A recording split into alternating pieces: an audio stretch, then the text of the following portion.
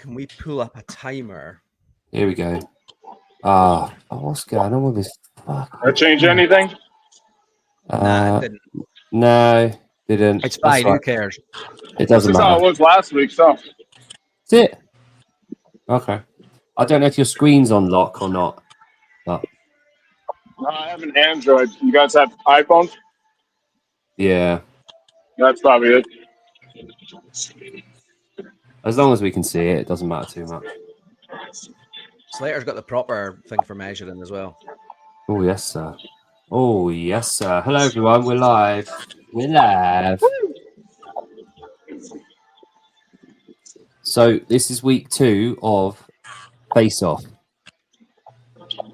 Jeremy's got the most shoddy Wi-Fi connection, so even if he isn't doing his burpees properly, no one will be able to know. Jeremy's biggest fans in the background there. Yeah, and keep your fucking AirPods in as well if you want. Yeah, Slater, can you give us a thumbs up or something? Can you hear us talking? Yeah. Oh, perfect. Nice one. Yeah, Grant's great idea last week didn't quite work, did it? How was your day, mate? How's your back? Mate, it's fucked. I was struggling to get in and out of the car. What'd you do to your back? It's not important. Did you get pounded? He was doing a run through of this workout. You were getting pounded. Did I tell you I went to the French Throwdown? Here we go. I've got so much kit. I haven't got fucking socks. Give it. Dan! Mate, I could use that. That's brilliant. I completely forgot about that. I might use that, you know. Dan! Partridge, Dan. What's up, Slater? Funnily enough, it wasn't a high up. Can y'all hear me? It was actually a proven CrossFit workout that I'd done it on, and it's because I was trying to be a hero, and I was RX plus in the dumbbell snatches, and I was trying to move a bit too fast. You idiots! So, can you hear me? We'll run through the workout. Yeah, we can hear you, Slater. So yeah, we can hear you, Slater. Now we're gonna have to take Slater's word for it in terms of he's fine. We trust him. He looks like a trustworthy fellow. He does. We'll see the burpees and the box overs. We're all good. Bill said, Barry said that you've both got shit internet connection. It must be a black thing. I thought only people with social media can do this. Slater doesn't have social media. You can't do it. YouTube is social media, isn't it? Man, you can't see shit. Here we go. It's all right, mate. No, I mean like the 25-foot line. That's fine. We'll down the driveway, but it's hard to see. We trust you. It's all good. It's roughly speaking. So the workout for anyone that wasn't here last week, and just to confirm with you two guys, for Slater and Jeremy, it's a 9-minute AMRAP. So as many rounds and reps as possible. See how far you can go in 9 minutes of burpee box overs where you have to step down. Jake, I'm just showing off. Hey, while you're speaking, I'm gonna try. If not, you might have to fucking. Brad, are you using this clock? Are you using that clock? You sure? Either that, if you've both got a timer, set it for 9, and we'll start the countdown at the same time, and we'll do it on our phones as well. Yeah. I'll do a timer. All good. I'll do a timer on my end as well. So Slater and Jeremy, last week, obviously Jon and I did a countdown with our fingers because fucking Grant didn't want the headphones in or speakers on. But Jon will count down 3, 2, 1, and then go. Slater must be moving his phone. Hopefully. Jeremy, you were live. The only way I can do my timer is if I use my phone. No, you're good. We'll keep count. We'll tell you. As long as you can hear us, that's fine. All right. Yeah, cool. So, Jeremy, remember, it's both feet have to go on top of the box and it's step down. Sorry, I have to take a piss. When we do the countdown, do 3, 2, 1. Then I'll start my clock and it'll count 10 seconds down. Is that cool? No. Just so I can see the clock. Right. My clock Okay. as Tell well. you what, Slater, do you want a timer or not? Preferably. Okay. So what we were going to do is we'll go 3, 2, 1, go, and then we'll give you every minute or every 2 minutes. We'll let you know how long you got left going along, rather than an actual timer running. We'll have a timer in front of us.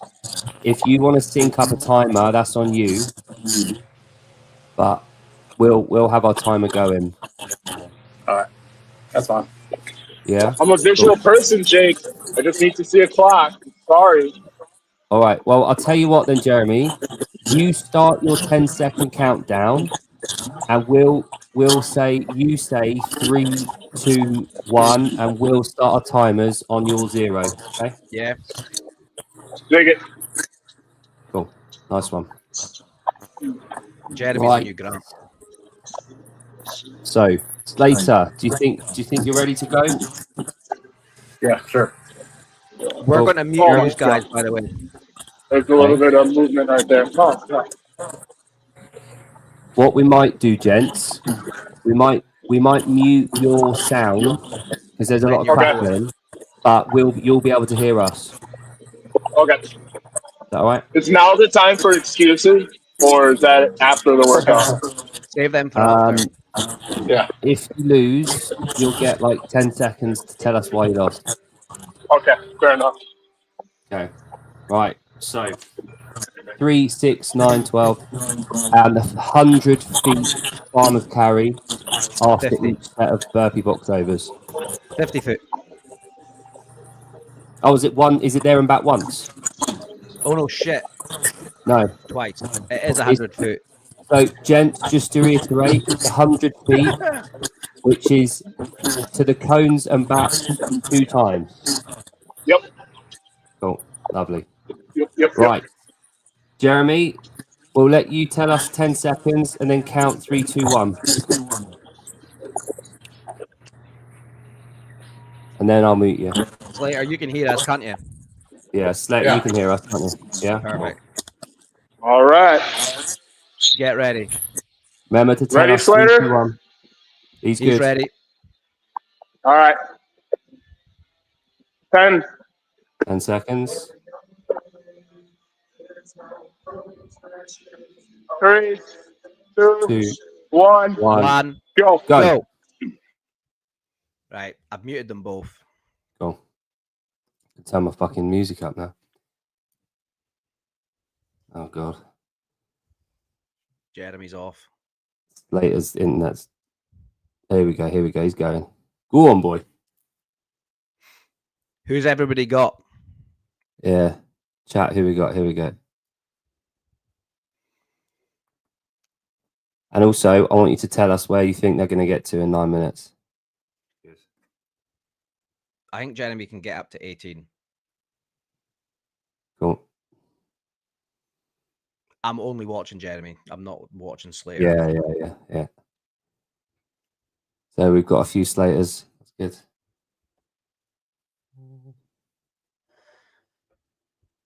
This connection is Nice fucking there. dog shit. That's him off the 6. Slater's ahead. Yeah, there's a few feet in it. It's a long 9 minutes though. And Slater's the unknown here. I know. We got no idea. Do we think Jeremy can hit the 21s? Potentially. Nice work, Slater. We're at the 21. The 6 is done. Good. It is absolutely neck and neck here. Yeah. And we're about a minute and a half down, gents. 90 seconds exactly. I think Slater's just ahead. It's like literally By one like rep. half a rep. Yeah. Yeah.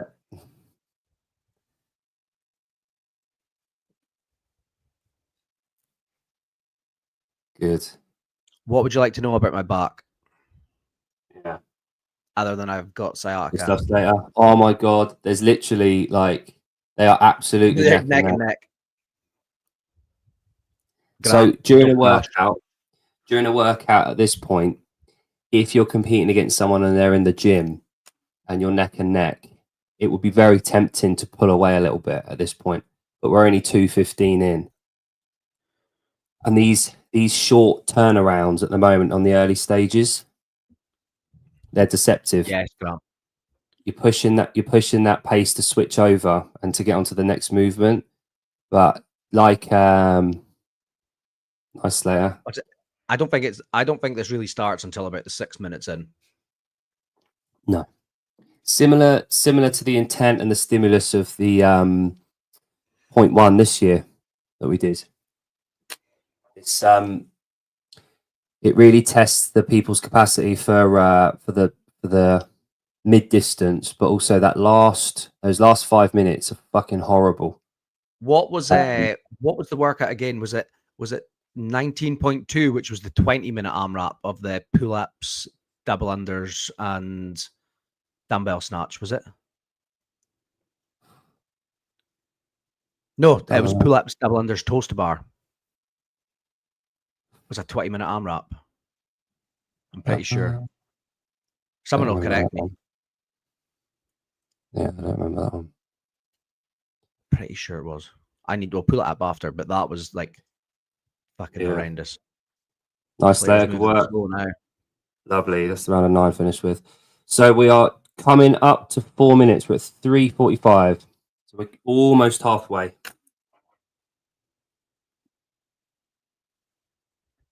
Okay. Mason, that's what I use. I use the measuring app on my phone all the time to measure distances. So is it quite accurate then? Yeah, I've measured my penis with it as well, and it's pretty spot on. You have to change it to centimeters though, because it sounds bigger. I just use millimeters. It makes me feel better. Nice, Slater. Good work. Good.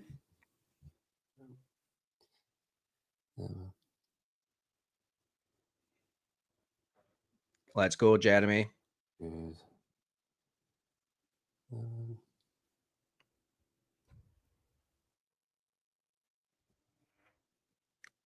CJ from World Preps put his money on Slater. Yeah, well, we're on the round of 15 at the moment. Yep. Slater's off. This is so close. So close. Buddy, how can you tell Jeremy's connection's fucking shit? I don't know if his chest is touching the ground on any rep. Oh, mate, don't even look at Slaters then. Jeremy Wells. Jeremy Eat Wells. He wants to. Nice, Slater. Good work. 15's out the way with. Fucking hell, this is close. Right, like gents, we're at 5:15. The round of 18. Yeah, we are on the round of 18, and we've got about 3.5 minutes to go. Fuck, they might get on to past the 24s. Definitely on the 21. Yeah, so Grant's made a good point. So the stimulus of this workout is obviously a 9-minute AMRAP. So Jeremy was hitting at 4:45, and we've just been at 5:20. So you're looking at about 45 seconds slower to the same point. Yeah. However, it is near enough twice the distance in terms of time for Jeremy based on last week. So that pacing's had to be drawn back a little bit. Now, Jon, I don't know about yourself. Obviously, we need to think about this for High Rocks later in October. But I'm terrible at a lot of stuff with CrossFit. But pacing's one thing that I'm really good at, and I've always got some in the tank to finish the race off really hard. Now, I'm going to be interested to see when we get to that last minute how hard the gents are going to be going on these burpees. Nice there, well done. Slater's off the 18s. There we go. That's it, Jeremy. Woo! Here we go. Here we go. So these are the 18. So we're going back and forward twice on these. 6:45. Jesus, they are absolute gents. You've got no idea how close you guys are. You're literally crossing over at the same time on these lines. Jeremy's quicker on the farmers, but Slater's like catching up on the Slater, you're half a rep behind at the moment. So we're at 7 minutes. We have 2 minutes to go, gents. That's what we said. It starts at 6 minutes. Yes. And now we're seeing it. Yeah, absolutely. 4 in for Jeremy. Yeah. Yeah, Slater's called Andre. Okay, I'll call him Slater. I call him Slater.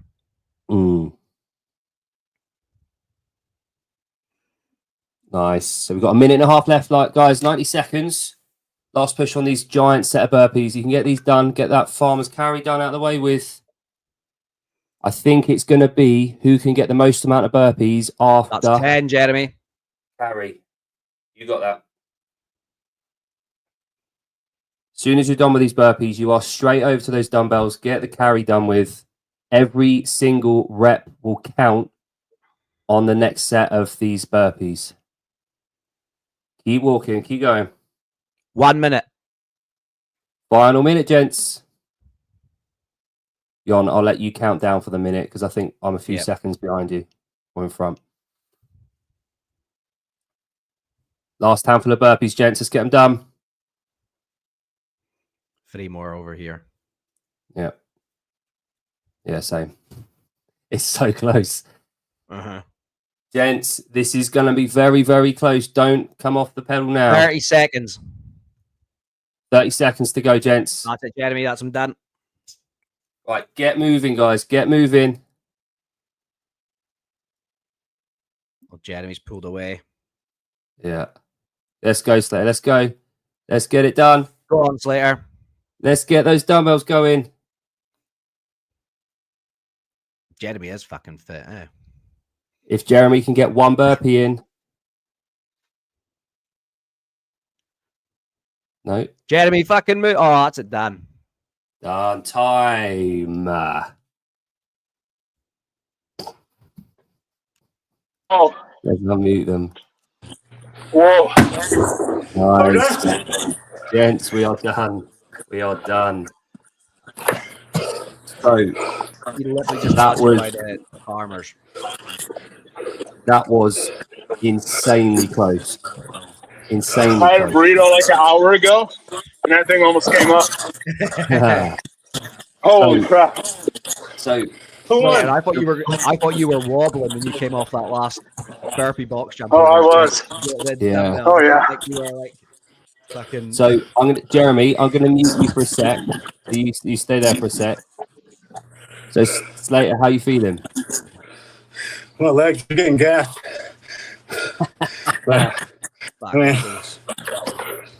Awesome. That was great work. Great work. How'd the carry feel? Did the carry get at all fatiguing or not? Yeah. Once my heart rate got up, I just couldn't go fast on the carries. Who won? Jeremy won just by the farmers. So what? Jeremy beat you on that last farmer's carry. He crossed the line and you had him. Yeah. It was 3 or 5 seconds. That was it, over 9 minutes. So just stay there. I'll let you get your breath back. You were ahead up until about 6:30 by like every time on the box. You would be like 1.5 reps ahead. And then Jeremy would catch up on the farmers every single time. And then at about 6:30, Jeremy just kept going that same pace. Yeah. And he just kind of he was maybe 2 reps ahead of you on the last burpees, which made him finish the farmers. And when it crossed over, you still had the down and back to go. Yeah. We let you get to it. It was 6 seconds behind, in total. Yeah. That was awesome work, Slater. I'll let you get your breath back. I'll just ask Jeremy how he's feeling. Jezza, how you feeling? Oh man, Slater, you're a beast, man. Thanks for doing that. Like I said, I had a burrito, about an hour or so ago. You know, you don't want to skip lunch, right? So like, let me get some carbs in. Mhm. And at about the 7-minute marker, that like you guys are like, oh, they just got to keep moving at this pace, and I'm like, if I keep doing this, all of that burrito is going to come out. Thank God it didn't, though. Yeah. Well, it obviously worked. So that worked well. So Jeremy, I don't know if you heard what we were saying, that up until about 6.5 minutes, Slater was about half a rep ahead of you on the burpees. And then after that, on those last set of burpees, you pulled away a little bit. And then you actually won. You'll be able to see it if you watch it back. You actually won by a 1 length of the farmer's carry.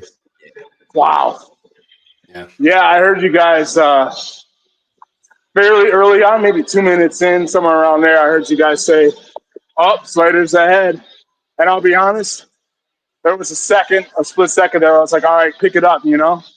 But then it's like, dude, 7 more minutes. If I pick it up now, you were saying, Jake, I try to do the same thing. I don't know if I'm a master of pacing. I try to be, but I want to leave some left in the tank, especially for an ascending rep scheme like this one. You don't want to get to 18 and 21 and just be like, bleh. So it's like, all right, you might be a little behind, but you got some time. So Slater's a beast, man. Wow. Yeah, man.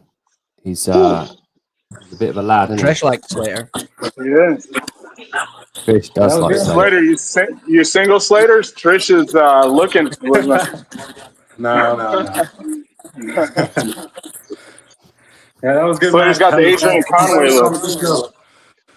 That was fun, man. That was good. Thank you for doing that. Yeah, thank you. I knew it was going to be close, like with burpees, because I've seen your open scores on the burpee workouts, and like the last 25-1, I beat you by 1 rep. So I knew it was going to be close. Yeah. Yeah, that was awesome, guys. It was awesome. You should be very proud of yourselves. Now Jeremy needs to come back again, and we need to find him another challenger. Yeah. And next week, we do like a tag team match. Different workout next week. There you go. Tag team match works. That works. No, it's a different workout next week. Yeah, different workout next week. Or I was gonna say CJ versus Jake, one CrossFit total. CJ's got to be in his bonnet with Jake. Like, I don't know why. But Slater, thanks for joining us, mate. Did well. Thanks, man. And it was closer than we thought it was going to be.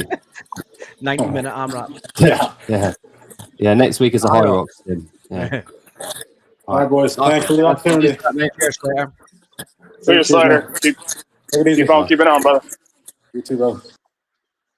Who else have we got for Jeremy? I don't know. Cheers, Jeremy. Have you got to go back to work or something? No, I got some time here. I'm gonna go somewhere where it's quiet, so you know, a little quieter here.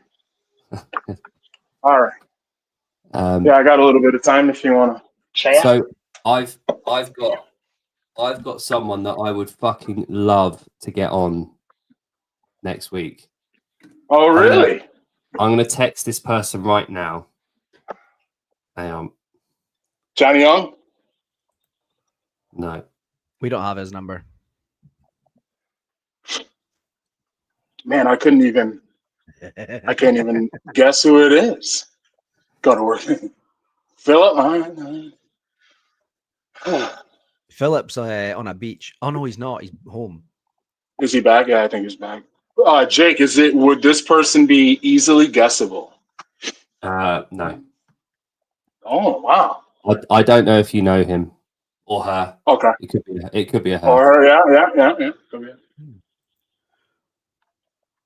That sucked, dude. Will they answer right now? I think so. Hang on. He's already replied. They've already replied. Fucking hell. And they're in. They're game. So Jeremy, we've already got your next week's competitor. Is it going to be a surprise? Yeah, why not? Why not? Dang. Is it going to be a surprise? Okay. Well, that could be it. That could be it. We could just pick it up. I'd love to get Ken on here. It could I be would- a Furniture and pattern. everything, right? My dream That is for this show would furniture. be Ken versus Fergie. Oh God, Now- that would be great. That would be Now- my fucking dream if we could get them to just go. I'd fucking pay to head see head. that. Do you know what I would pay to see that. Do you know what I would want to do for them and give them fucking for a month's notice? Would be zero. I would get them to do a 1RM deadlift, and they've got a month to train for it. To get ready Fergie's for going it. to win that. I was gonna say Fergie's pretty. I mean, Ken's strong, fit, but I think Yeah. Fergie, like, that's his jam, right? Like that kind of stuff. Yeah, That's what I thought. it would need That'd to still be be- a Hang on. Have you How seen much do you Ken- weigh, Jeremy? What's that? How much do you weigh? Right now about 210. Slater was Pounds. asking. I didn't think it was kilos. Yeah. Yeah, I'm a fat ass. Eddie No, Hall. how much does Slater lifts? He's a pretty thick boy, but like he carries it well. I would put him around 200. Oh shit! I was just bringing. We always do that. We see a comment and want to bring it up, don't we? Yeah, Oh damn! brilliant. Oh man. Good. Right. Yeah, you're 95 kilos. I'm about that. I was 2010 this Phew. morning. Oh, yeah. Yeah. You've come down though, right? You used to be heavier, right? Much heavier, a little heavier. Yeah, but at my heaviest, I was 353. Damn! Wow. Yeah, and I've been as light as 158. What was that, like Yeah. high school? Or? No, that's as an adult. The last time I competed in Oh. powerlifting, I was 72 kilos. Oh wow! Did you guys see that 70-year-old dude that just clean and jerked? I forget what the kilos. It was 240. 70-year-old dude clean and jerk 240 pounds, whatever that is in kilos. What's that? Impressive, That's like, man. what's that, like 130? Something like that, yeah. What is that? It's probably about 130, 240, is it? What, 240 Well, 110. divided by 2.205? Oh, 108. That's not that impressive. For 70? Yeah, fuck him. So next week, we've done 4-time. We did an AMRAP. What do we do next week? You'll have to wait and see. You'll find out. Okay. All right. Mm. All right. Something that's easy to watch. Yeah, I mean, You know. same kit though, or we had talked about doing so many weeks with the same kit. Yeah, we want to keep it pretty like basic, so it's not so everyone can, if anyone wants to come in, they can do it. Mm. I mean, there's Yeah. still a lot of things you could do with this kit. You know what I mean? There's Yeah. a ton of We're all stuff. good. Oh yeah, We're all good. I'll have a think about how to best punish people in a short time frame. Hmm. Mm. Yeah, you I'll guys come are up good with at it. something. You come up with something good. All right. Thanks, Jeremy. Thanks for your time. are we really not going to say who's going to be on next week with him? I think we do what we could do. We could build up some suspense on socials, and then We've only got about reveal. 150 followers, so Yeah, all 190 followers. I'll tell you what. Here's the thing. Here's the thing. If once we get past 250 followers on Instagram, we'll reveal who you're going up against, Jeremy. And if we don't by next Wednesday or Thursday, then you'll find out who it is on the day. Fair enough. That sounds like a deal. All right, That's a deal. Good. All right. All right, Barry. mates. All right, nice one. Cheers, Jezza. Thanks for coming on again. Thanks for having me. Bye. ta-ra. Good. So what's up with your back then? It's I think it's that old injury. Yeah, I've had it I've had it obviously multiple times. I've had surgery on my L4, L5, I've had my S1 fused. S1 fused. I would need to go back and look at my notes from my doctor, but I'm pretty sure it was my S1 right in the sacrum that was fused.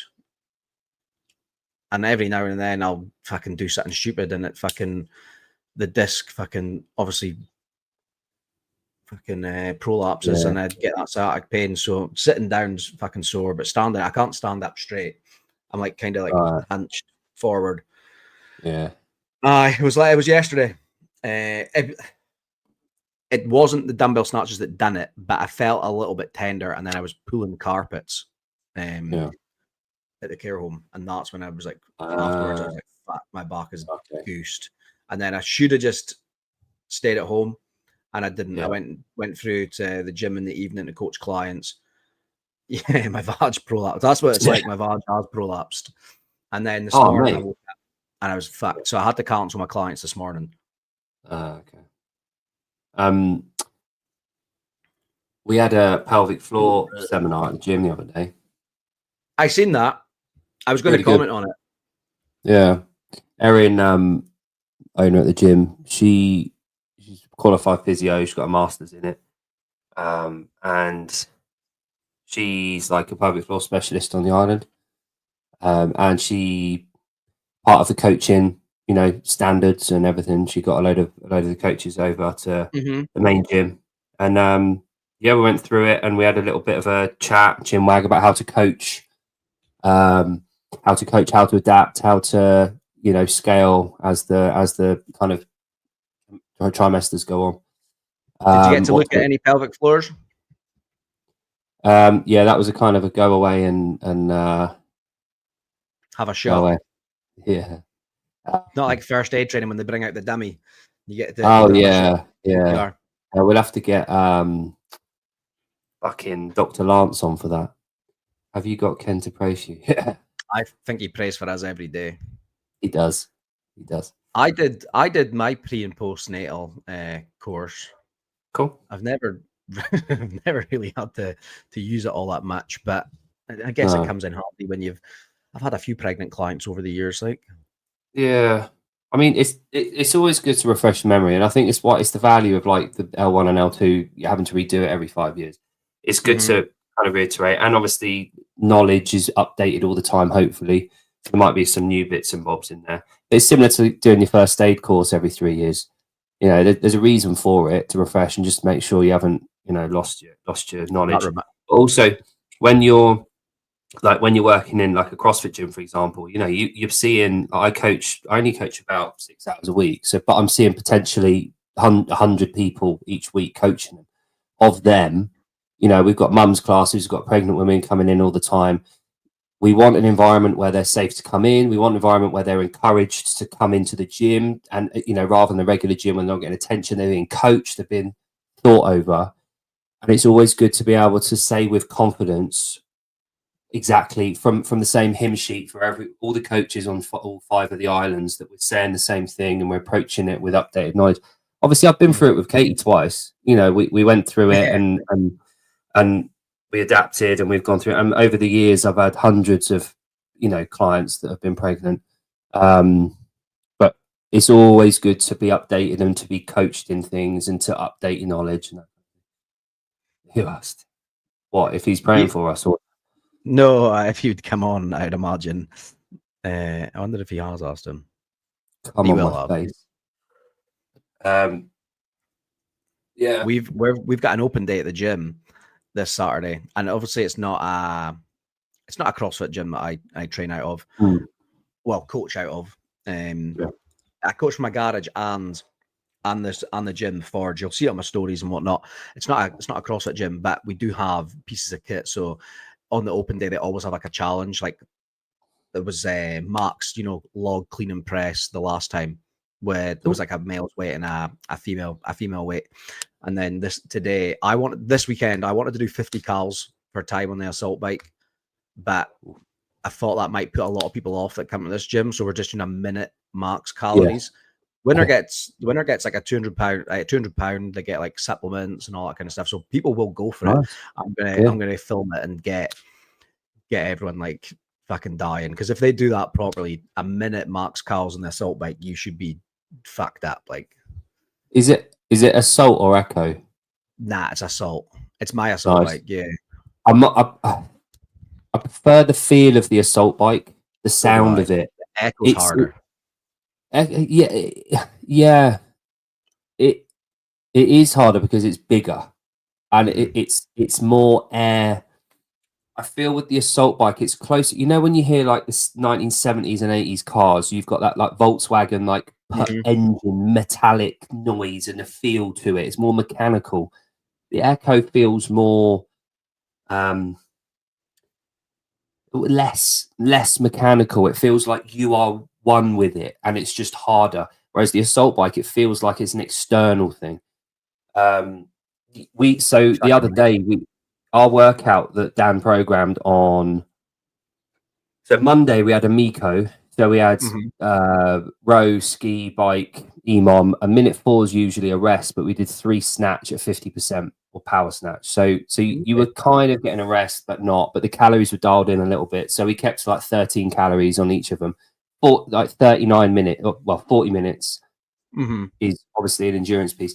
Tuesday, we did this fucking awful fucking workout where I opted for the ski because my knees were a bit tight. But it was basically, the format was minute max cow, 30-second rest, 30-second cow, 2-minute rest. And it was alternating. Well, I did ski first. Second round was echo. Third round was ski. Fourth round was echo. But one round is the full thing, and then when you get that 2-minute rest, you move on to the next machine. Yeah. Okay, cool. And I that felt really shit. And it was only 2 rounds of each, you know, one AB. And then yesterday's workout, fuck me. If anyone wants a really bloody well programmed workout that's going to annihilate you, that was a real good workout. So it's every 4 minutes for 20 minutes. So you've got 5 rounds. Every 4 minutes for 20 minutes. You've got a 2.5 minute window to do 20 or 14 cows on the echo. So let's say it's just the blokes doing it. 20 calorie on the echo. 5 deadlifts at 120 kilos. I'm not doing it. And then Matt. Yeah. So yeah, 20 cow bike, 5 heavy deads. So heavy, they got to move. You know, you got to be able to move it, but you want the stimulus to be relatively, so you can't just walk over and just, you know, float it up. Yeah. And then max bar over burpees in the remaining time of the 2.5 minutes. And then over the 5, so you get a minute and a half rest, and it's 5 rounds of that. Now the echo I was getting done in 45, 46 seconds, so the 20 cows. Walking over to the bar, getting those 5 deadlifts done, touch and go in about. I was done. Yeah, with your back, you'd be fucked. No, I'm saying 120. Even with my back, 120, I could do them touch and go. Yeah. I think so. You get them done, and then so I was getting that done in about a minute, and then I had a minute and a half bar of burpees. And then are you resting? You say a minute and a half after each round. Yeah, so it's 2.5 minutes work, 1.5 minute rest. Yeah. But that was a real good workout. And that minute and a half rest, if you've done it right, the first minute isn't a rest, you're fucked. 30 seconds, you're recovering, your heart rate's coming down a little bit. But average heart rate was like 169, including the rest periods, for 20 minutes. I was fucked, or 18.5 minutes. But yeah, that if anyone's after like a 20-minute workout, crack on with that. But yeah, we've got to think about next week. We'll what we can do. We can make sure we'll program it the next couple of days, and then we'll let Jeremy know what kit he needs, and we'll let the other person know what kit he needs. They need. Fuck's sake. And then we'll kind of build up. Be fun. So what did the build do? 4 rounds. 430 dumbbell snatch. Is that to the floor and alternating, Barry? 430 single double box step. Single double box step over. They're an asshole. Really awkward. That's good. Barry's Yesterday, one. what did I do? What did I do yesterday before I hurt my back? Every 2 for 5, it was 5. No, every 3 for 5 rounds. 5 strict press, 5 strict pull-ups, and then I did 5 rounds for time. 250 ski into 100-meter farmer's carry, 250 row into 30 box step overs. That was just a high roxy kind of thing. Yeah. That was shit. Oh, do you know what Erin started doing the last few weeks? I'll be interested to hear your take on this, and Jeremy's actually. So, our lunchtime classes at the gym, we normally get around 5 to 10 people. Mm-hmm. We'll do it at midday, so we'll do it at 12 o'clock. But anywhere between 5 and 10 people. We've got capacity for 20, right, in the classes, so it's programmed for that. We had a few people during the high rock sessions asking if we could have some lunchtime sessions. So what Erin's done is she's adapting the CrossFit workout on a Wednesday as a trial and adapting it for a high rock stimulus way, keeping it as close as we can, but rather than like bike sprints, it might be running, running sprint or something. Mm-hmm. And the last 2 weeks, we've had 20 people on the class at lunchtime. I think it breaks down like that. Like, it is almost like I don't know if you watched Grant's latest reel, and it's like the guy outside the CrossFit gym, like, hey, buddy, you coming in to sign up for CrossFit? And he's like, no, that's not for me. That's not for me. And he's like, oh, no, sorry, I meant High Rocks. The guy's like, oh, High Rocks. He's like, yeah, come in. Yeah. And he's like, cool. He goes, it's like, he's like, it's almost like, we're going to train you like it's CrossFit, but it's actually High Rocks. And if you want to after class, go and run like 800 laps around the gym. And the guy's like, all right, cool. And he goes in. It's like, that's basically what people like. If you just name it like, oh, this is for High Rocks, people will be like, all right, cool, I'll come in and do that. Yeah, and just disguise it. And also, we've got quite a big population of people on the island that don't. They've got a massive cardio base. That's all they've ever done. That's all they've ever known. They've heard the word High Rocks online. They don't necessarily know it's an event. They see the buzz. Yeah. And they don't normally train at lunch. They'd usually go for a 5K or 10K run at lunchtime. Instead, now they're coming into our gym, using the equipment, using the weights, learning what CrossFit's about, asking questions, learning how to back squat, learning how to deadlift, and being in the environment. And it's funny because you can tell them, oh, you like running. All right, cool. See the stuff that we're doing in here. See squatting. See walking, lunging. See doing this. That'll actually make you a better runner. Yeah, exactly. So from that perspective, it's worked to treat. And we also, like you said the other day, for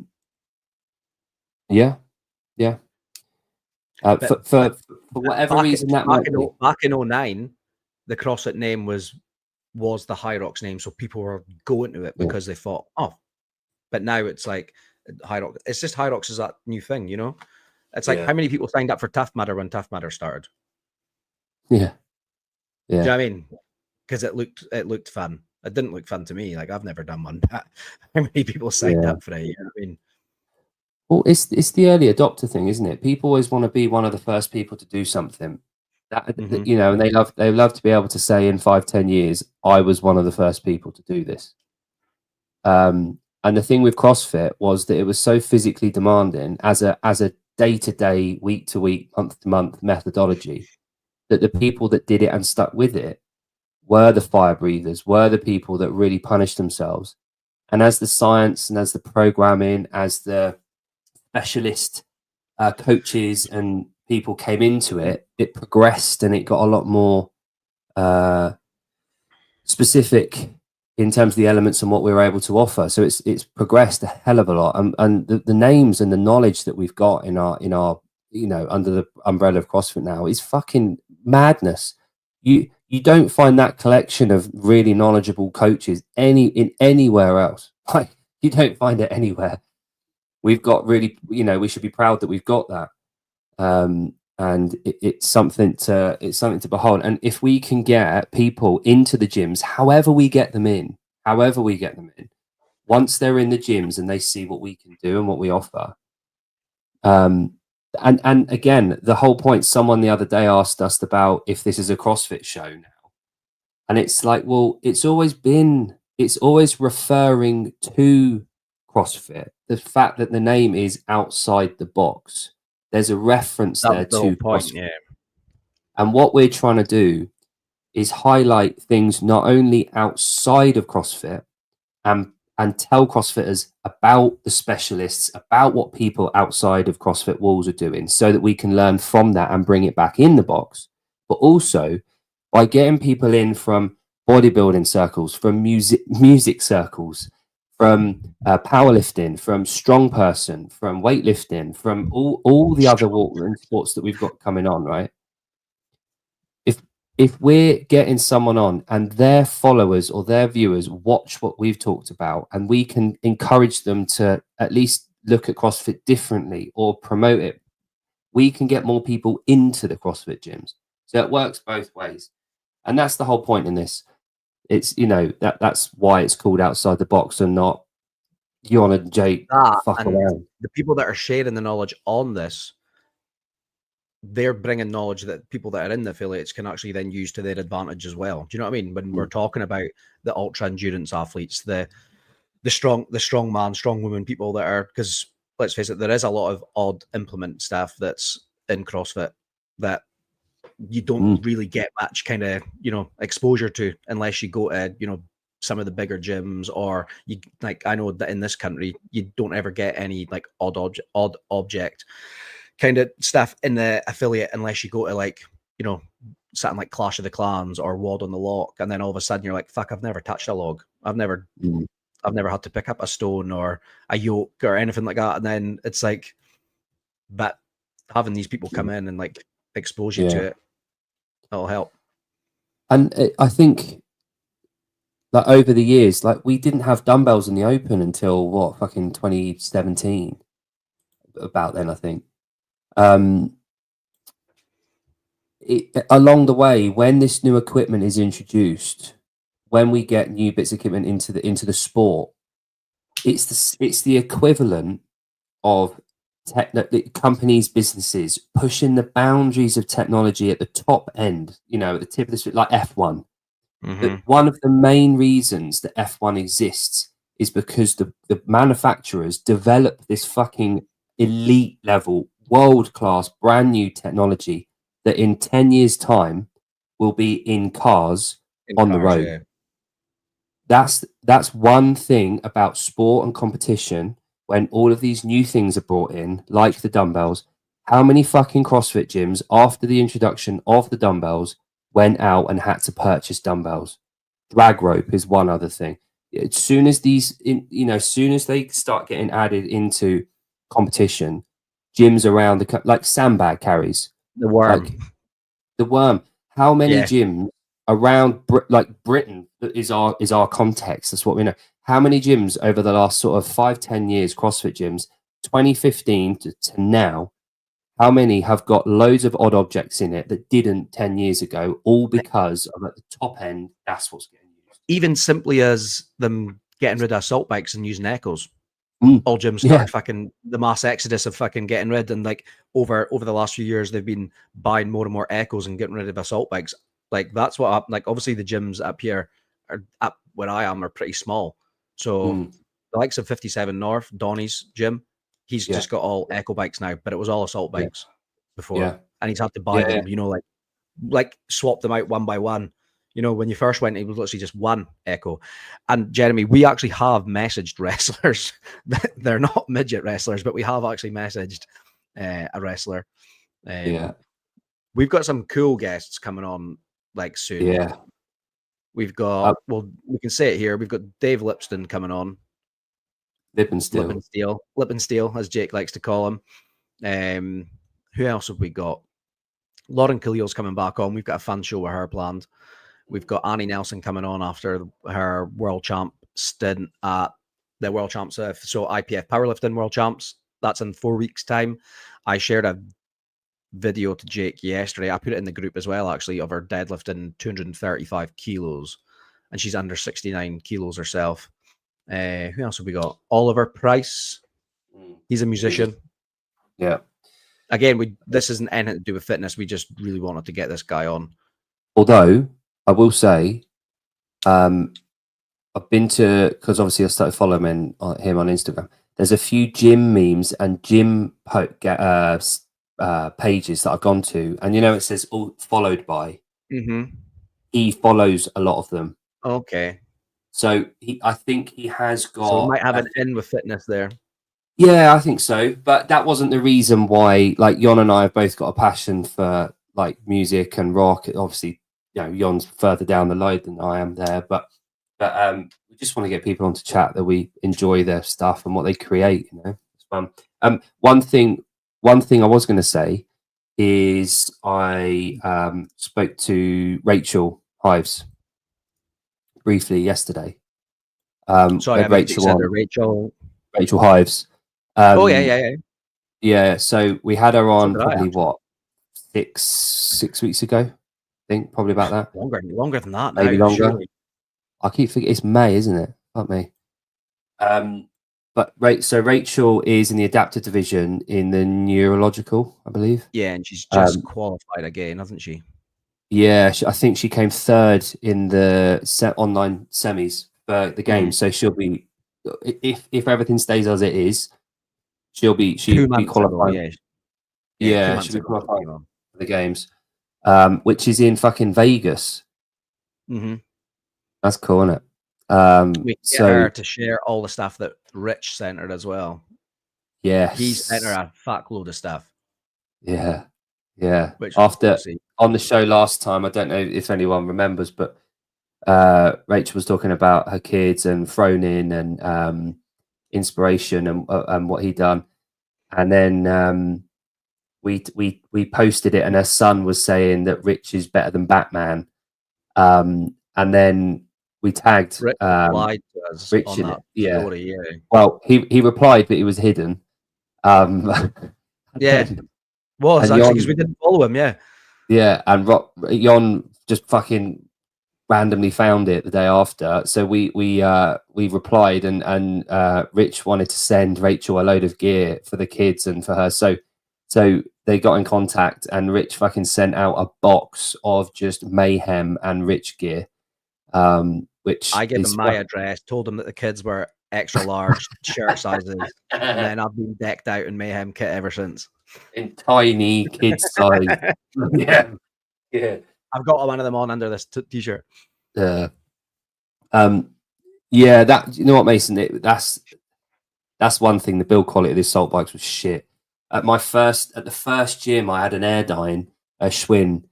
Fuck, that's old school. With the giant fucking padded seat. And then we went from one of them to assault bikes. We got like 4 assault bikes, and within fucking 6 months, the bearings had gone. The washer had like spun out and was like chiseled away, and it was on the floor. But the newer version of the assault bike is way more robust than the initial version, because I've got one of the newer ones, and it's solid. Right, it is solid. I know the older ones are dog shit, and you can adjust the fucking blades on them to make it easier to get the cowls up. Ah, really? People were doing that. Yeah, you can kind of like put like a screwdriver in and bend the blade so it like catches the air more, and it fucking puts the cowls up faster. I remember the rumor.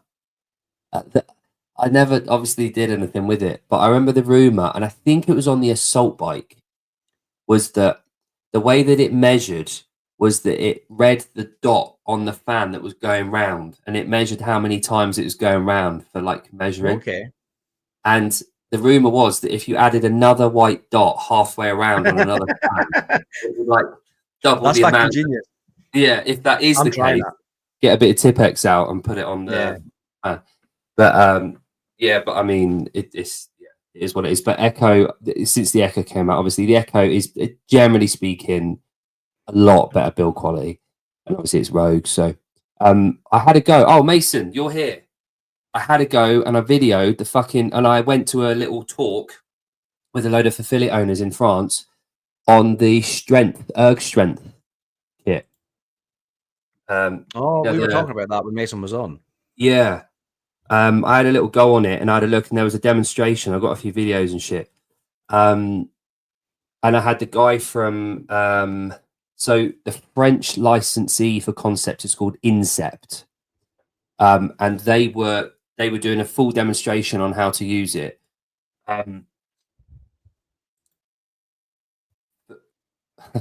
Greg was in the room when the guy was doing this talk and this demonstration, and I looked over and I could tell, when you can tell what someone's thinking by the way they're, like there's those videos of Michael Jackson watching people absolutely butchering his songs. Have you seen those videos? So Michael Jackson just sat in the crowd and like Barry Manilow is singing "She's Out of My Life" and he's just like there going like not impressed. They were on the machine. They were doing like a row, like a strength row. So, but effectively like a bent over row kind of position. So the seats up, feet are out in front. There's a second attachment that goes into the front, locks in, and then it becomes a row or a press, depending on there's a, the air, the damper thing. There's a second one where you switch between push and pull. You've done that. Okay. And the guy who's a fairly fit guy was doing like rowing on it. And I thought you can do that with a fucking barbell. Like you're gonna like there's in my head I'm thinking I'm comparing it to a barbell. But about 5 minutes later, the guy's saying this is no replacement for a barbell for people that have full access to and want to use barbells. This isn't that. It's not replacement for it. This is for people's home gyms, for care homes, for OAPs. That's what we were talking about last time. It would be like in like a physio's office or like places like that. Yeah, 100%. Yeah. And with that in mind, brilliant bit of kit. It's solid, really built well, and did the job. The erg data, the actual PM was, the screen was all the same, but the readings were very good.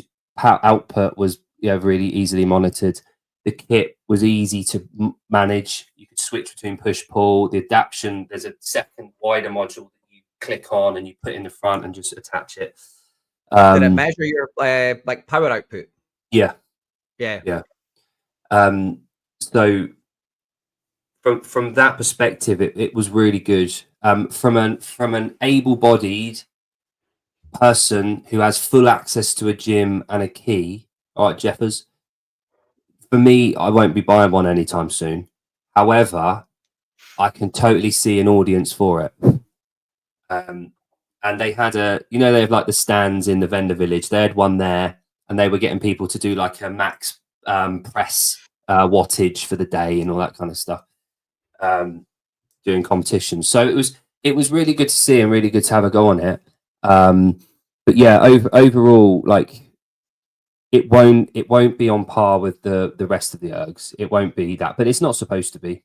No, I don't think that's what it's intended for. When it first came out, you were thinking, why are they making this? But see, when you actually see it, we pulled it up last time, and like it'll have its place. And I would say it's a healthcare environment. Yeah. When but I say that, like, lot of medical. Yeah. Cool. So I was just going to see if I got the video. I haven't. That's cool. Where is it? Hang on, I've got all my. Mason will buy one. Yeah. Right, I had 806 videos that I had to label. No, we're talking about the concept to the strength erg. We're not shitting on it though. We spoke about it quite a lot. When was Mason on that, or was he just in the comments when we were speaking about it? That was when Mason was on the actual. That was Mason's episode. We spoke about it, wasn't it? Yeah, it was. Yeah. We see the value in it. Yeah. The other the other thing that had to go on that was fucking amazing was the erg shoot. Mate, those things are awesome. Yeah.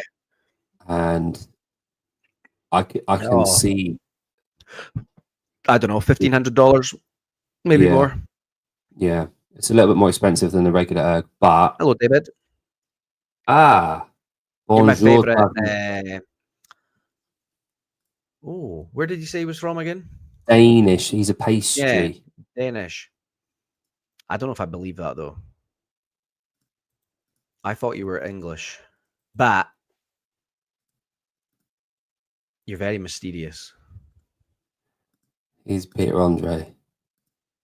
So yeah, all good. Now, here we go. You missed Jeremy win another workout, David. He's very fit He is for half a black man. If I just pull this, it's going to come on loud in a sec. And if I come down, I'm going to share the screen. I'll just show you.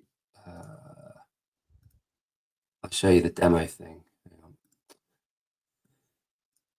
Whilst you're here, I'm sure Mason would like to see it if no one else does. Anyway. Oh, what are we? Oh, the erg shoot. Yeah, you see that?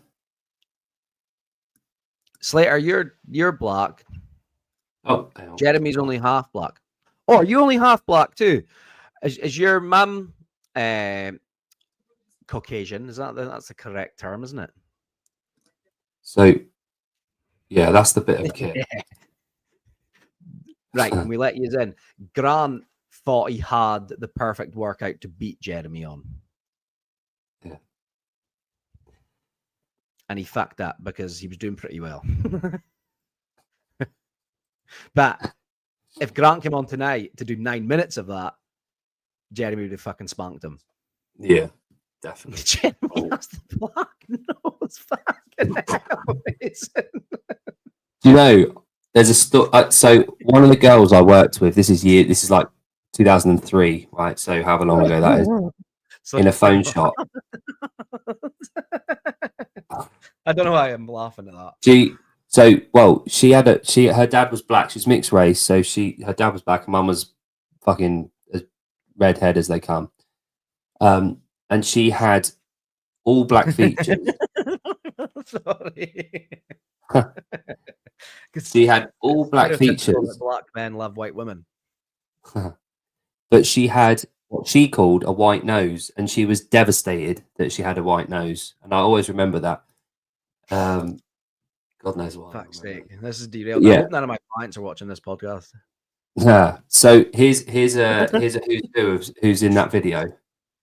So you've got the guy from Incept here. So he's This guy here with the yellow. He's just wandered in off the street. Yeah, he's just some random guy. That's Mason's favorite guy.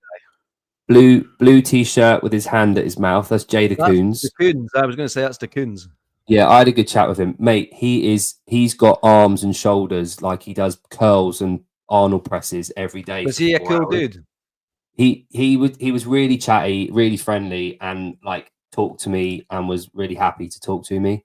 So from my experience, he's a good dude. He just talked to me, and he was just there to just support people and watch.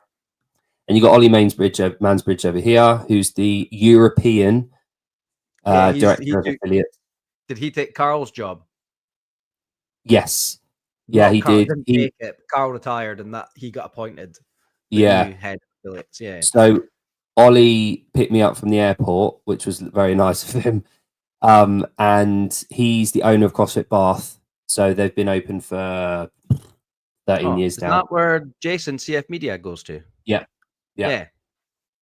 And then this guy here with the cap on next to him, that's Mac, and he's from GoRuck Europe. So he heads GoRuck Europe up, and he was on base a few weeks ago. He comes to that CrossFit Yusuf. That's the one that I was saying Carl used to be the head coach at. I think he's left. But Slaters has got his own podcast now. Oh, is he? Oh, good. Mm-hmm. Yeah, it's good. Awesome. And there's Maggie. But yeah, so this guy's very, very Dutch. Who's this here? Is that Maggie there? Yeah. How old is Maggie? I don't know actually, and I wouldn't want to Like guess. 30? No, she Older. looks really good. Well, she might be. I would hazard a guess and say around my age. I'm 40. Yeah. So I'd say around that. I wouldn't want to guess though. But this room that I'm in here, this was the affiliate owners' lounge. And it was literally clues in the title. It was literally for all the affiliate owners that were there at the French to just come along and to chill and to meet Greg and talk to each other and meet the affiliate reps and everything. Mate, the French Throwdown was insane. Like the French Throwdowns, even obviously it never used to be a semi, but it's always looked like a fucking great comp. Yeah, that like Chaffee who runs it, like it's hard to. Has he always run it? Has he always run it? Yeah.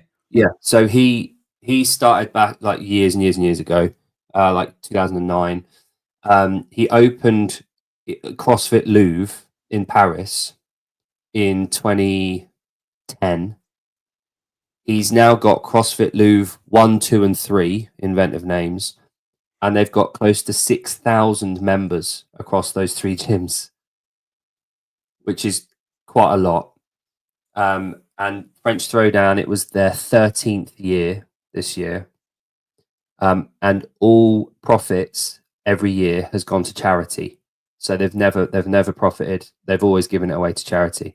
And this year's one was a children's, a French equivalent of Make-A-Wish Foundation.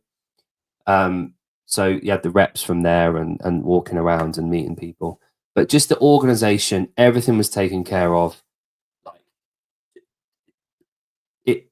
It reeked of professionally done. And they had 360 volunteers from the gyms that came and do all the judging, all the helping, all the kit team, everything. They're all members at the gyms. And there was 300 athletes. So there was more helpers than there were athletes on the gym. This is just on the floor, like of the arena, in the arena. I can't remember if you said it here or when we were just speaking in private, but he's got 3 affiliates just in Paris, doesn't he? And how many members did you say he's got? Close to 6,000 members. Yeah, that I wanted you to say. In 3 gyms in Paris. Yeah. Just, and again, like his love for CrossFit is like, you can just tell, when you just tell people love it for all the right reasons. He knows the answers to everything, but he's so relaxed. We had a fucking barbecue and he was singing Backstreet Boys.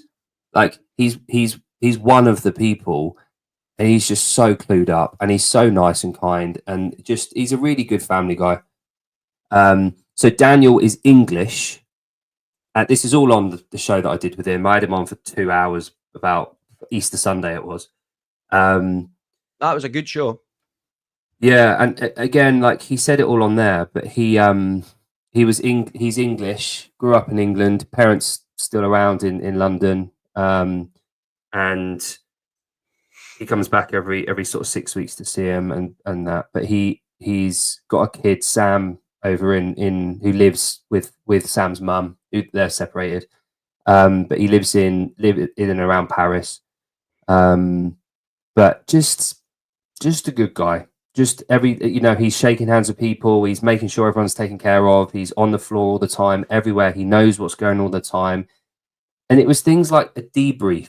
So on the Friday I got there, we went back to the hotel foyer. We had a beer. We sat down. All the team leaders came in, sat around having a drink and some food, and they did a debrief for the day. So they went through everything that had happened, positives, negatives that had happened, things that had went wrong. What can we do better? What are we going to do tomorrow differently? Who needs to be what? Does anyone need to change role? That kind of stuff. And it worked, and everyone was happy, and everyone was, and it works. And you can see why it's not luck. It's not it's not anything other than just passion and hard work. And he's such a good guy to have. And he was the global affiliate director. And Jay DeCoons then came on when Daniel stepped down away from the role. Jay DeCoons took the role. But yeah, so I did a 37-minute sit down interview with Greg, as you know. And I got it all on video. Heidi wants to know everything. Too many questions. Yeah, but the way that I want to kind of release that interview is I might do the whole thing unbroken at some point, but there was some like moments where I just let Greg talk, and it was what he was saying was clever, and it was to do with what we've been talking about. Some of the questions I asked him were to do with what I've been kind of a theme of questions that I've had on the shows and stuff. And I want to kind of present them as well as I can in blocks rather than just go, here's the whole thing. I kind of want to present it in a way where it really hits home and the point is made rather than just the whole thing where it just gets lost. 37 minutes of me and him in a room talking about shit. So, which has its value, but I think presenting it better than just the whole thing is probably the best way forward for it. And I'm nearly done with the first one, so I'm going to put that out over the next sort of day or so. And I'll put it out on this channel, I think. So make sure it's done properly. I didn't know that until he said it right there. Yeah, because I just assumed it would go on the base. But you know, we're talking about up here. Where are we? Fucking the Luvis free affiliates. Yep, it does. He's making the French less likely to send a 6 member at a time. And then where is it? Someone says, "Why is France so gay?" See, when you're in France, well, see when you're in Paris, you see the armed police kicking about. They're fucking big dudes. Yeah.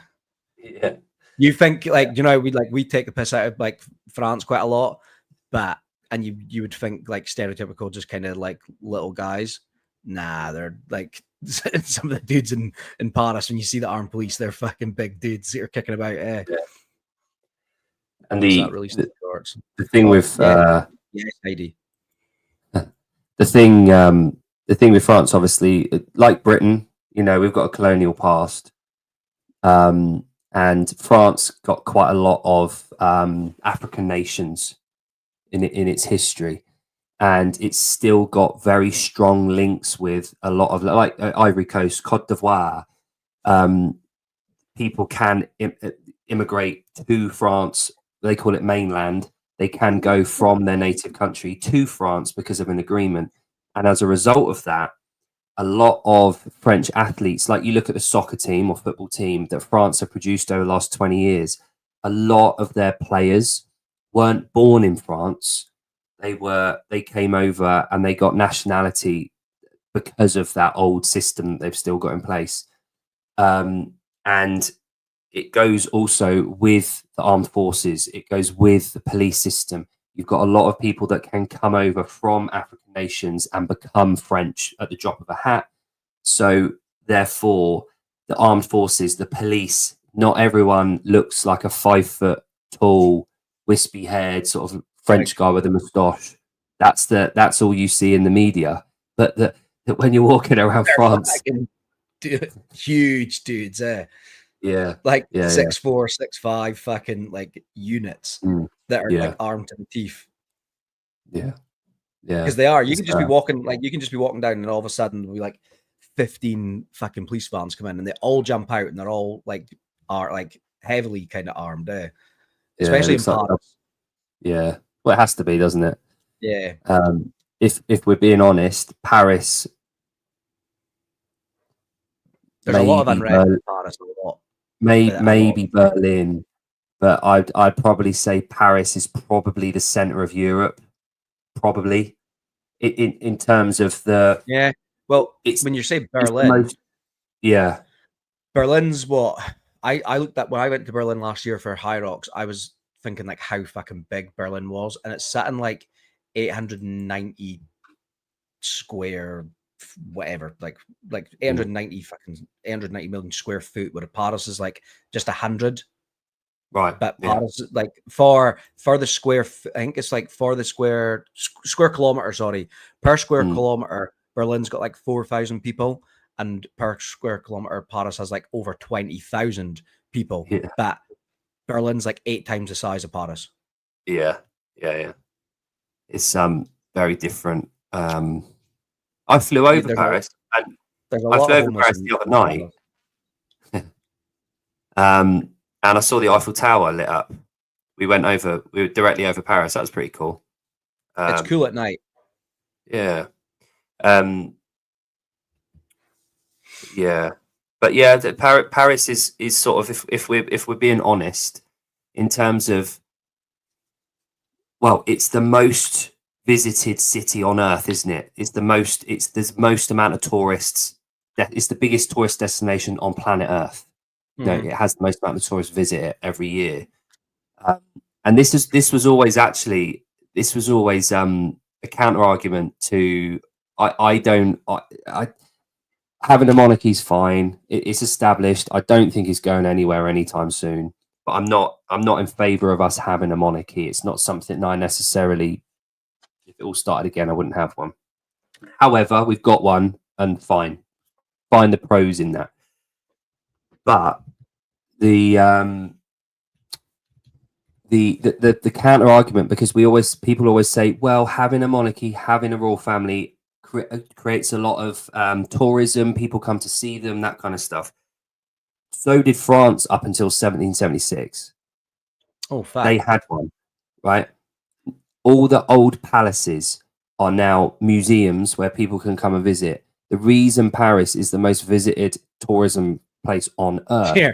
Do you know what actually is the most visited city in the world?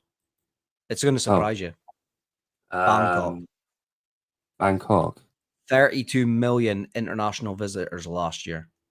Really? Yeah, I just looked at London's third. Paris isn't even in the top fucking 10 anymore. Really?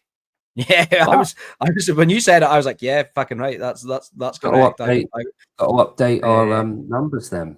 I'm having a look, but that's fucking mental. But I wouldn't have expected Bangkok, but oh no, Paris is number 9 now. Number 9 last year. Right, okay. But I would have thought that was right up there. New York's not in it though, Jeremy. That's the only reason I looked at it, because he said New York. Right, okay. I think that the whole COVID thing, and people love to hate on Paris. Yeah. I'll slag Paris off, but whenever I go, I have a good time. I think the thing with Paris, being English, or I don't know about if it's just English or British, we have got a fucking very, very long history of being at war with France, and culturally speaking, we're very alike. France and England, we share a royal family. We shared a royal family for the best part of 400 years. Like, the French invaded us. Rollo, the Viking, became Duke of Normandy. His great grandson was William the Conqueror, who then came and conquered England in 1066, who then became fucking ruler of Britain, his family. They, in effect, France is part of Britain, and we're part of them. But because of that long history, there's just this auto response of France, Paris is gay. But in reality, it's pretty nice place. It's just nice. that. Well, Paris isn't, and it's a dirty city, but I always have fun when I'm there. Oh yeah, the people are pretty rude, but sort of British people. Yeah, but arseholes are dirty as well. But you know, you can have fun in arseholes, can't you? So yeah, there you go. But yeah, good. Heidi wants me to share the list. The list is pretty boring. It's Bangkok, Istanbul, London, Hong Kong, Mecca in Saudi Arabia, Antalya in Turkey, Dubai, Macau, China, Paris, and then Kuala Lumpur in Malaysia. Oh. I wonder if the last 5 years have changed all that. I wonder if politics. I wonder if what was his beautiful city, amazing food? The ladies are horny as fuck. Are you talking about Paris? He's talking Or about Bangkok. Birmingham. Yeah, Bangkok, yeah. Did I tell you about my mate going to which city is it that's got that swimming pool on those there's like two big buildings, like twin towers almost, I think, but it's got this massive swimming pool that's like a Kuala Lumpur. Yeah. So Yeah, there we go. my mate went to Kuala Lumpur and he went to this place and it was an abandoned shopping mall and it was called the 4 Floors of Whores. And it was... That's in Bangkok. Is it? Well, I know there is one in Bangkok, yeah. Oh, right. It might I've have been never on been to Bangkok, by the way, but I know there is one there. But this place was an abandoned shopping precinct or a mall, as you guys call it in America. And every single store had been turned into a brothel. And yeah, imagine a shopping mall that is it's called the 4 Floors of Whores, and it is just brothels. Singapore. Is it? Singapore. Yeah. Yeah, I remember him coming back and Like during the day, the building functions as a retail and office-style building, but the building is best known as the landmark entertainment complex, famously described as the 4 Floors of Whores. Orchard Towers. The fucking stories that I'll tell you offline. But yeah, get him on and we'll ask him. Do you know what's funny, right? When I'm looking at photos of it on Reddit right now. Yeah. When I picture David Weed, I picture my mate that I'm talking about. Wonky Because Dave. my mate's like in his mid-50s. I'm not saying Dave is, but he's a bit of a geeze. He's a Chelsea supporter, and he just doesn't give a fuck. So whenever I picture David, I picture my mate Chris. Did you see David said in the chat the other day that he had a Hitler tattoo? Wouldn't be surprised. He never expanded on it. I would love, No, you never know. I'd love to know it. What the story behind it. I got a little bit of ink done the other day, just like an hour thing. And I was talking to my lady that does them, and I've proposed completing an arm sleeve up to my shoulder. So I've kind of thinking August time getting it done, maybe September, but I'll have it for our race. High Rocks tattoo. So I'm coming up with ideas at the moment, and I spend a lot of time on Pinterest these days, looking up tattoo ideas. That's a website I've never been on. Neither have I. I've only gone on it now because she said if you want ideas like in inspirations and like pictures and stuff, go on Pinterest because it's really easy to save them and to do all this, that, and the other. But I've never been on there. No, pretty cool. That's where people make like boards and stuff, isn't it? Yeah, I haven't done that. All I go in there and just like save it or screen grab it and put it in a file called tattoo ideas. That's Haley's the only reason she has Instagram is to message her tattooist.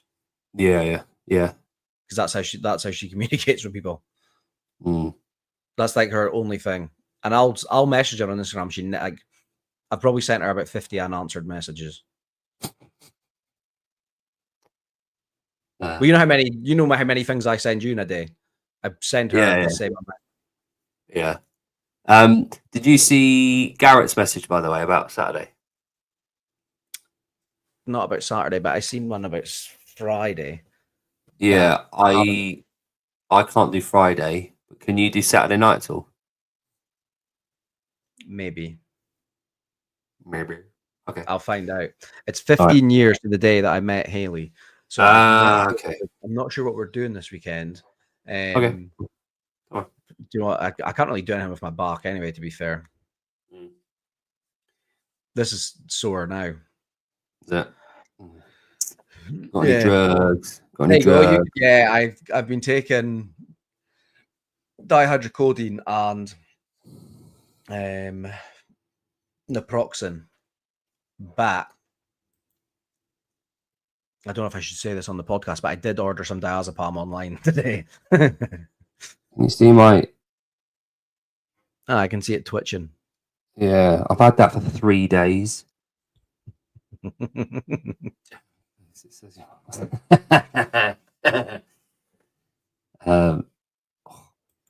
yeah, Heidi can go on Glinton for you. yeah, let's do that then. So I'm off to Liverpool on Saturday night, or Saturday afternoon for What for? So a couple of my lifters are competing weightlifting in Liverpool on Sunday morning, but we have to go on the ferry. There's a ferry on Sunday morning, but it gets in like during the weigh-in time, so we're gonna have to stay over on Saturday night. Nice. But they've been very good, and they've booked the boat for me and paid for my hotel, which is awesome. Which is lovely of Nice. them. So yeah, I've never had a client do that for me. Oh, cool. But I'm going to be taking my my new gizmo. This was fucking well good. The gimbal. Yeah. Oh, bloody loved it. Awesome. I look well good with my iPhone in there. I'll tell you what, it hasn't come out too bad. The image quality and everything. iPhone cameras are pretty good these days. It's a 60 frames per second 4K video camera. Like, it's good enough. That's all you need. And because I cleared the whole memory, it's like 512 gig of memory on there. There you go. And then every evening I just downloaded it all to the hard drive thing that I've got, and then cleared the memory again. It was decent enough. Mason, I looked at an Insta360, but I ended up buying I bought the DJI Osmo Pocket 3, but I've heard that Insta360s are pretty good. So my problem is I can't afford to buy one of them. So I had a spare iPhone sat around, and I was like, that could work. I suppose I could sell the phone and all that shit. I hate GoPro. I'm in the market for a cheap alternative. None of them are cheap. Not now. But DJI do a GoPro version, which is really fucking good. The guy that comes to the gym and does some of my socials, he uses one of the DJI's, what's it called? I'll pull it up. DJI. He uses this thing. Is it the Mini or something like that it's called? Where is it? Osmo Action. He uses this beast, which is cool as fuck. Present. Share screen. No, that. He uses this. One of these. But again, they're not cheap. But he's got that combo, so it comes with like a stick and it fucking attaches to everything. He's got a thing that he wears around his neck and all sorts with it. My neck. My back. But I've got what have I got? A massive cup there.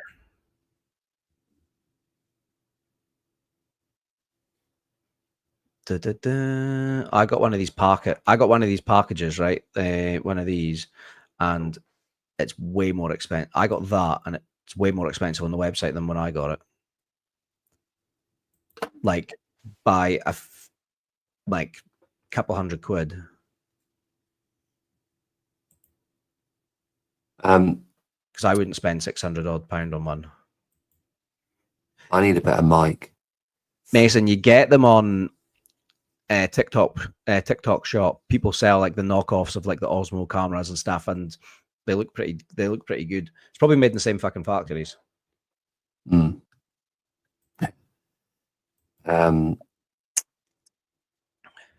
you might. I was looking at Shure ones. They keep popping up on my Instagram feed. I hate this mic. Heidi complains about it all the time. And it's a decent mic. It's a Yeti mic, but I don't know. But we're doing a few things to the house, and then we're gonna put our house up on the market. Oh, so hopefully before the end of the year, I might have a Cool. different house that might have somewhere that I can actually set up a proper office. That'd be nice. Yeah. But fucking might not though.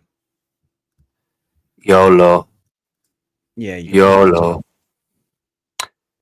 Yeah. And Jake won't be. You're not here on Sunday because you're away. But I'm planning to come on Sunday night and do a solo podcast. But I'll Have you got a plan yet? No, I've not planned anything yet. But I will. And I started recording stuff for the YouTube channel as well. So we're not just putting out the podcasts, because Grant tells us that we can grow the channel easier if we're actually putting content out on the page as well as the live stuff. So that's the thought process behind it. Will it work? I don't know. If it doesn't, who gives a fuck? So here's the thing, right? So there's a slight level of frustration with it, isn't there? Where you see the content that people are putting out that have got 50,000, 100,000 subscribers or followers, and you see it and you're like, mate, what a load of shit. Like we were People talking like about that. Yeah, but there's a reluctance, especially on my part, there's a reluctance to talk about that shit. But then if you want to grow your channel, you have to sort of do that, I guess. I do need some dicks getting pretty annoying. No I told her comment. she was annoying me earlier, David. Don't worry. When she was saying good morning to everyone. But yeah, I get you. See that recently, because I've been doing more like content on my social, like my business page. Yeah. I'm pretty much at like capacity with the people that I can take on board. Like, I don't think I can handle taking any more one-to-ones on. But the content that I'm putting out, it's nothing special. But people are like, now, because I'm putting out more like social media content, people are messaging every week asking like to come on board as like a client. And it is, and it's nothing. The content that I'm putting out isn't fucking like, I wouldn't even say it's of that much value, but it's like things that probably like I've been reluctant to do for the last 5 years, because I think fucking hell, done to death. Everyone's done this piece of content, but it's like, yeah, but everyone hasn't seen me do it, if that makes sense. Yeah. And people buy from people buy into the person rather than like they see like, oh, that guy's in shape, that guy might fucking look good, or that guy might fucking be a great athlete, but can he actually coach someone? Yeah. And do they click with that person? So I just thought, fuck, I need to bite the bullet and just do it. And I think that's what we might need to do for the that's what we might need to do for like this channel. Yeah. So it's like, who cares if people have done it? We'll put our own spin on it. So do you know, Yeah. like, I don't want to do like a full day of eating. I'm not doing that. But will we show like pre and post workout nutrition? Yeah, like the reasoning behind it, that kind of stuff. Yeah. Yeah, David only has sex with young women. I was going to not say young girls, young women. Yeah, careful. 18 to 30s. Did you ever go on an 1830 holiday? We stayed in an 1830 hotel. We weren't actually on the package, but we took full advantage of the fact that we were in the vicinity of it. And when they were going on stuff, people were like, "Are you just coming?" We're like, "Yeah, we'll go." Yeah. Great fun. Annoying as fuck though when you're hungover and at 10 in the morning the reps are coming into your room. Hey guys, we're going to be playing volleyball at the beach, and it's like, get the fuck out. Yeah, like that kind of stuff would be annoying. Even though we didn't pay for it, because we were there, they just kind of were like, they included us, and they come knocking at your door at like 8 in the morning, and you've literally just got back to the hotel like 2 hours prior. Yeah. Do you ever go on one?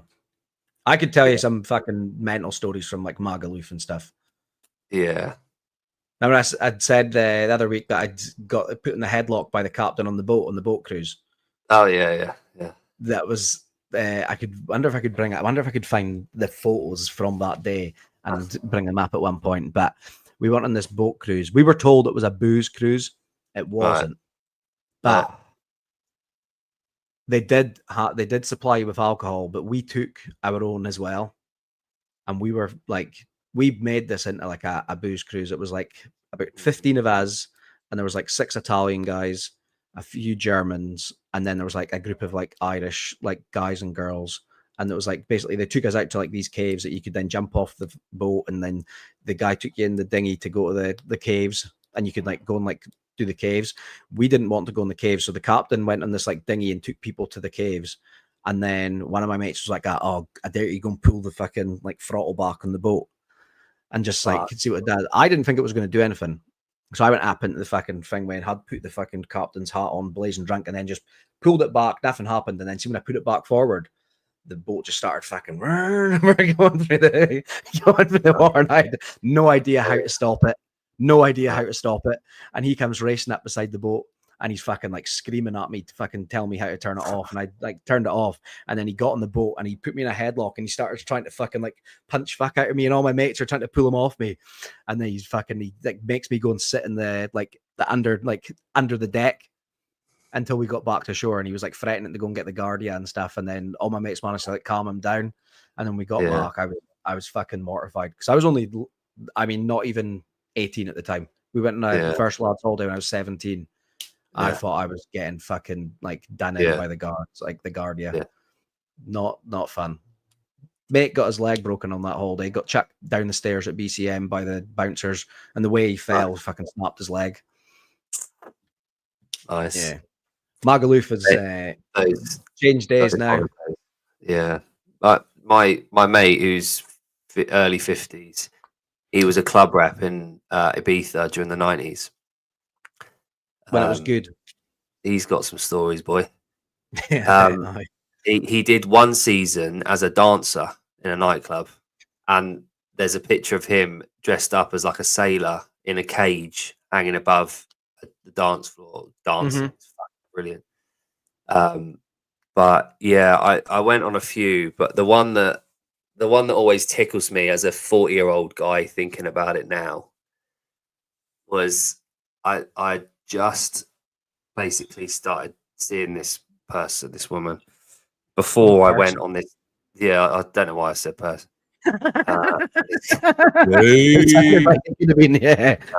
Yeah. And I went on holiday, like a lad's holiday that we'd had booked for like 9 months, and it was like I was shit.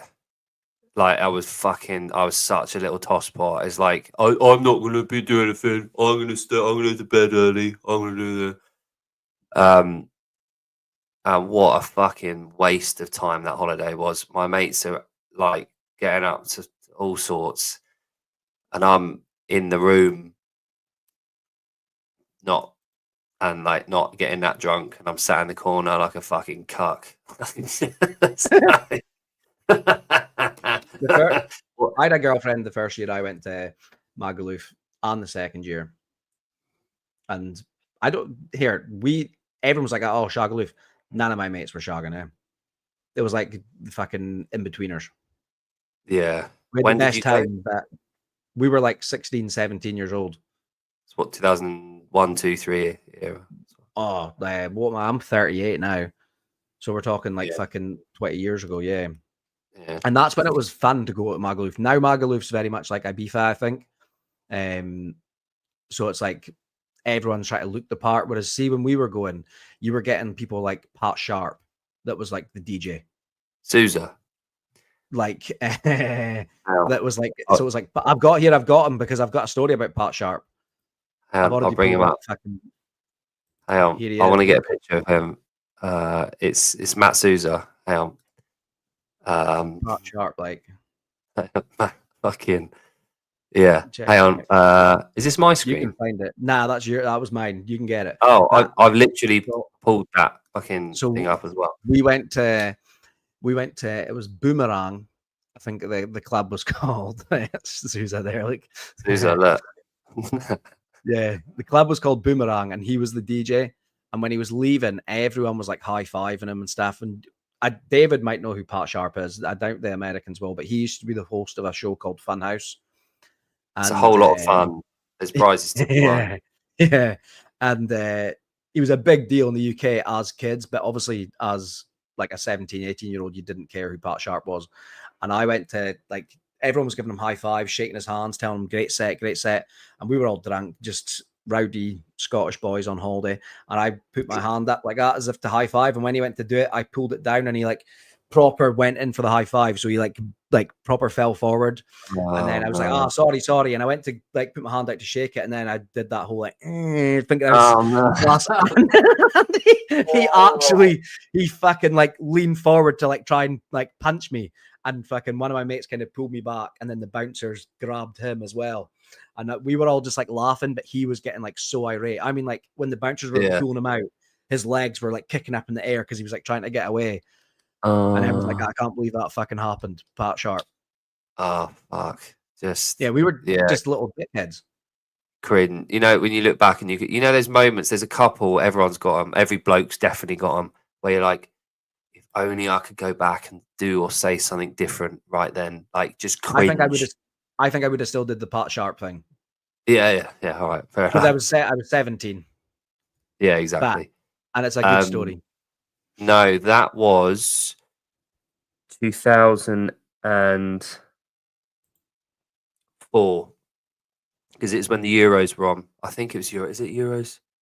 Yeah, the Euros. It was the year that Greece won.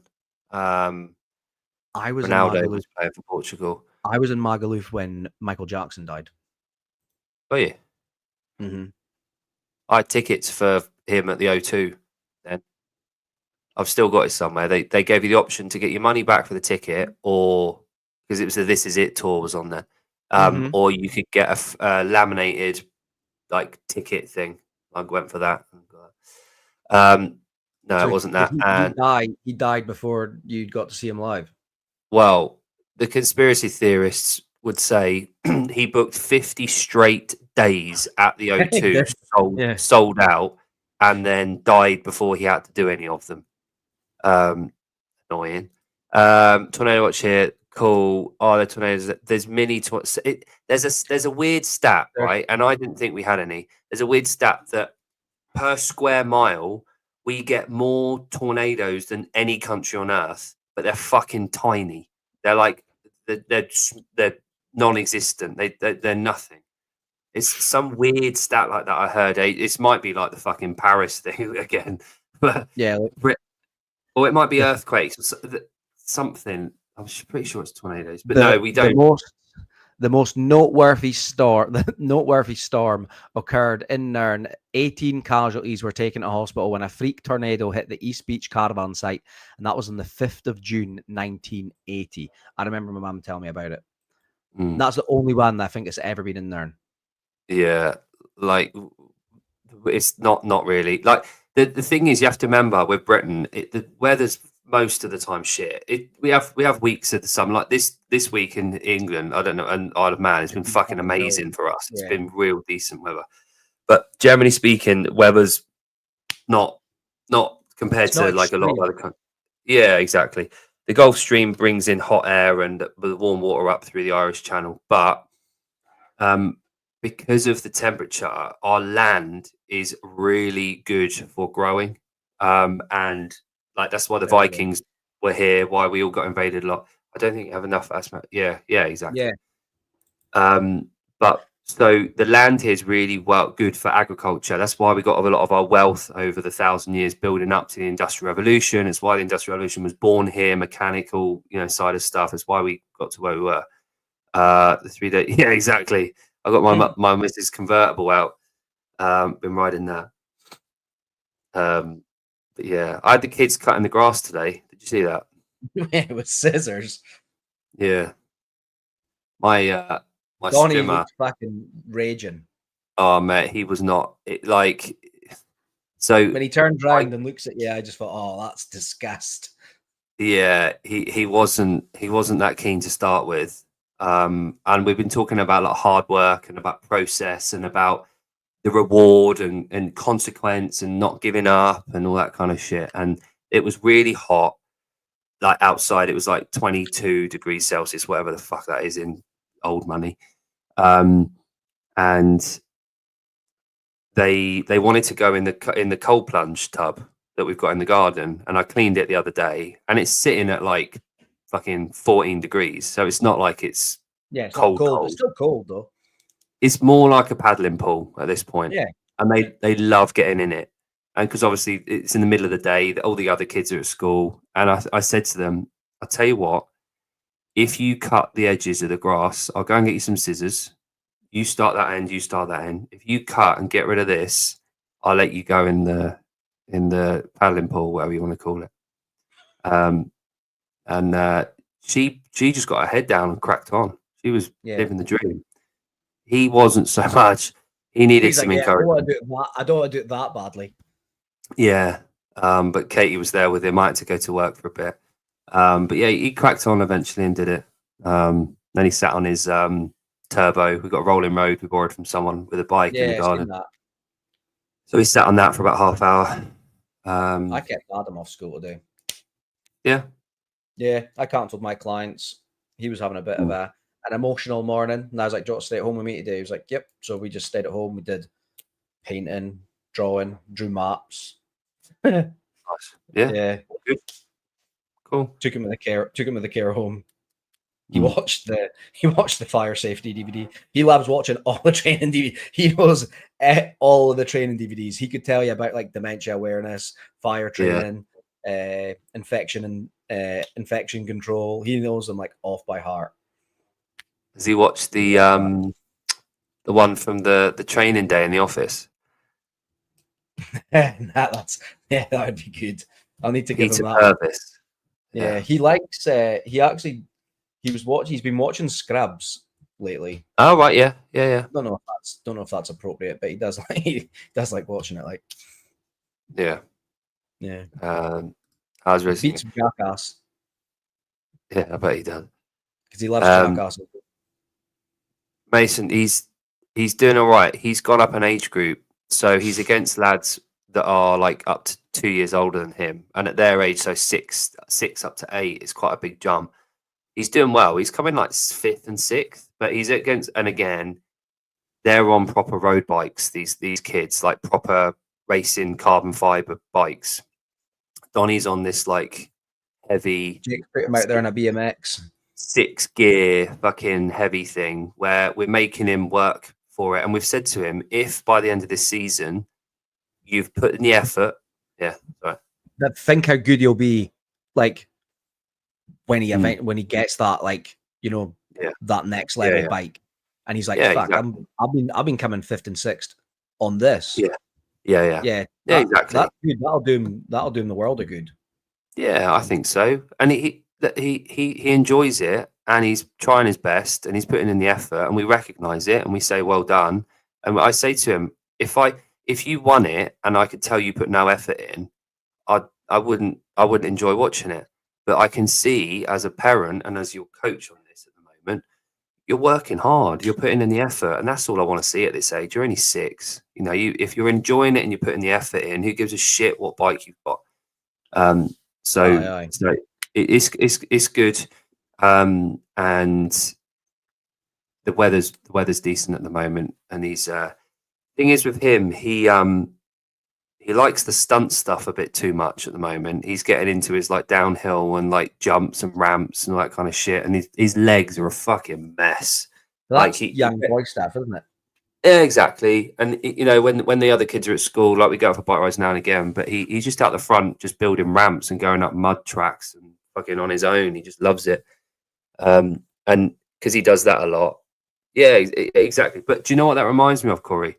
Is there was this one guy at the first box that I was at, Lee, and he would come in from work. He was a labourer. He would come in at like 5:30, and he would have old shitty shoes on, trackies, like tracksuit bottoms, just Adidas with fucking dust all over them, and a scrangy white fucking t-shirt looking like a mess.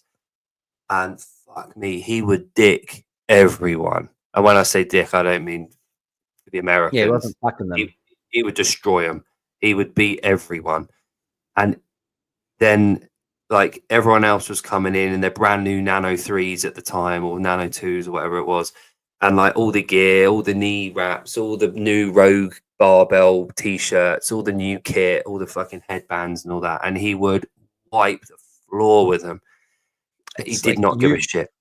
You've been in the, like, obviously, like, CrossFit gyms, but you've been in other gyms. You see the guys that are coming in at like 6 p.m. and they're in jeans, their work boots, and they've still got like the high vis vest on.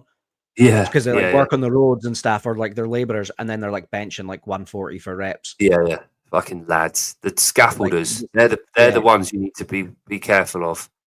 I had this mate who used to come to the gym on a Friday night with his pay packet in his pocket with his cash for the week, and it'd be like, he'd put it out and he'd buy a shake or something with his cash. He would spend all his money over the weekend, and then work Monday to Friday eating like beans on toast or fucking whatever, and then Friday get his pay back again, and then blow it all over the weekend. Just repeat the cycle. But it's yeah, not dark, but it was so sunny, Heidi, that I had the blinds closed in here, but it's still light outside. Good, but yeah, Heidi, it is coming up to 10 o'clock actually. Fuck, we've been on there a long time, haven't we? Should probably go and see my wife. I don't have a wife, but partner. I have been with Haley for 15 years, so we're as good as married. Yeah, why not? Eh? We own properties together. Exactly. I got Pat Sharp page still open on my computer. Right, should we call it a day? I have no idea. I have pants on. Yeah, I can't believe we actually were on here for nearly 2 hours. Seems like yesterday. We still had 11 people watching. Yeah, that's the tough bit with our timeline, with being on GMT, is that like when we go live on like a 9 a.m. slot here, you know what? Bless him. I had Ken comment. Yeah, Ken was. He was up till like 3:30 in the morning. Because I was watching your show, but I was doing stuff with Adam. I just wasn't in the comments. I was watching. Ken stayed up till 3:30, and he said, "Sorry, I'm gonna have to go. My eyes are drifting, but I stayed up to see you and all that stuff." Fucking bless him, eh? Plus, he would have been tired because he did 3 workouts yesterday. Good on him. Good on him. Right. Good for the show. Good. Right. Mate. Okay, thanks, all 11 of you for watching. I think we were up at 15 at one point. It's a new high, I think.